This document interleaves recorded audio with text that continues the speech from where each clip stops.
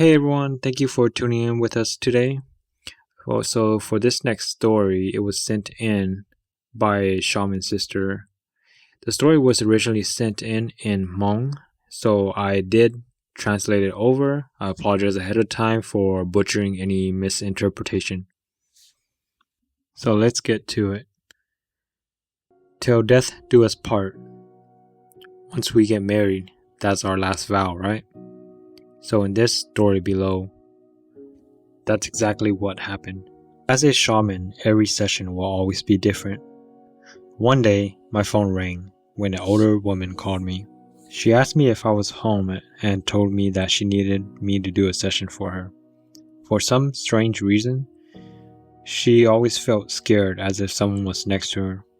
I answered her and told her that I was home and for her to come on by my house.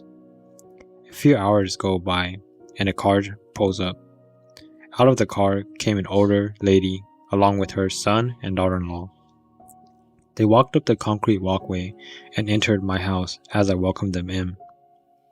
As I asked them to take a seat on the sofa, my guide tells me that there's another person that came with them and he's waiting outside. I found that to be very odd, so I asked the older lady, "Is there anyone else that came along with you besides the three of you?" Her son responded, "No, it's just us." I quietly informed my guides to keep that person outside until the timing is right. We'll converse with him later. The son of the older lady stands up and asks me to help look into the mom.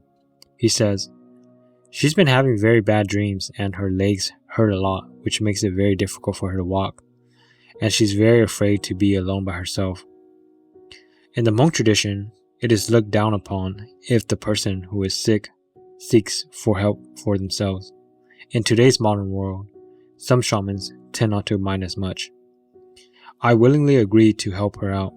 I began lighting my candles and incense on my altar as smoke began to fill up the room. This older lady had a previous husband that passed away. I finished my shaman chants and appeared at their house on the spiritual side. I saw an older gentleman inside their house, so I asked who he was and why he was there. The older gentleman answered, "I was her husband from back then." I then turned around and asked the old lady to see if she had a previous husband. She then answers, "Yes, I do." I continued the session as the older gentleman began speaking out his sorrows as if he was about to cry. He stated, "She was my significant other, and we loved each other very much. Back then we would be holding hands and singing each other's songs by the fields of the farms and mountains. I don't know why the kids don't love her at all. This is the reason why I came back to visit her and comfort her. Just look. I constantly stay near her all day and night." I then responded, "What you're doing is not acceptable to living beings. The living have their own significant other, their own beliefs, and if you don't get permission from their son and daughters, then you cannot stay in their house." He then responds, "Look, we have kids together already, and we never divorced. I did not give her permission to remarry, so technically, she's still my spouse." I then turned around to the old lady and asked, "Is it true that you had kids with this previous husband?"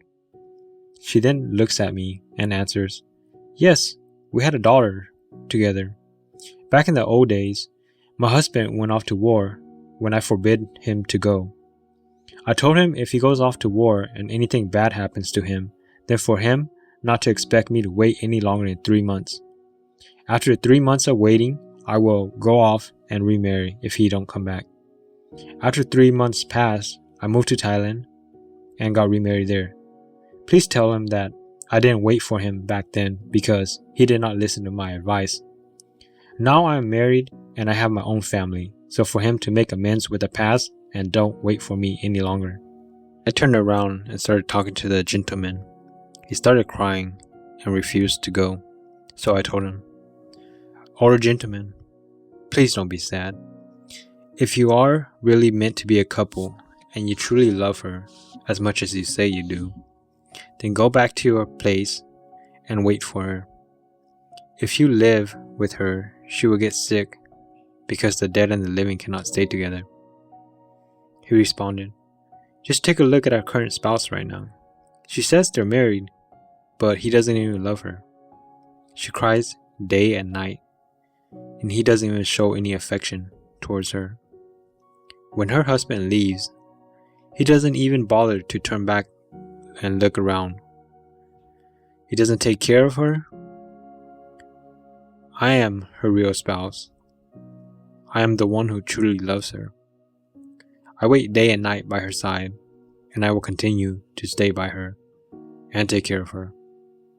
I responded, "If what you say is true, and you are really meant to be a match made in heaven, then please go wait for her at the end of the road. When her time is up, and you finally meet again, you can grab a hold of her hands and walk to get reincarnated as lovers in the next lifetime. As for this lifetime, she is already someone's beloved wife, so you will not be able to be allowed to stay near her. Please let her go." Hmong people believe that when we die, we all meet up at a place where the roads end. Once we come to the road's end, we continue to walk towards a crossroad and go down a path that we get assigned to, whether that be getting reincarnated as a human once again or as an animal. The older gentleman starts crying and leaves. As soon as he left, I told my guides to use their swords to block him from returning, as well as using a spiritual goat as a temporary ward. For those who don't know what goats are used for, the purpose of the goat is used to ward off attachments, whether that be ghosts, spirits, and all other entities. The goat is supposed to ram into the attachment if they decide to ever come back. This is the reason why older generations of adults and shamans prefer that the goats have horns. I finished securing the older lady's house and hid her footprints. On the spiritual side, we leave footprints behind, and if the trail is still present, then the attachment can find the trail and make the way back to the person. This is the reason why shamans get rid of the existing trails that was left behind. A few days go by, and the daughter-in-law of the lady calls me and thanks me. She told me that they went to seek help from many different shamans, but they were never able to resolve their issues. No one saw what I saw. Everyone kept telling their mom that her spirit was sad due to the kids not loving her, so for them to keep calling her spirit back every weekend or to hoopli. They had tried this method, but nothing seemed to work.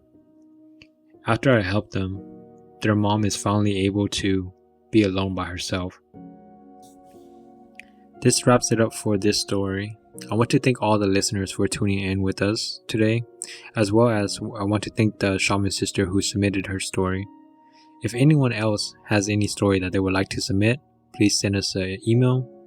Our email is in the bio as well as the description of the story.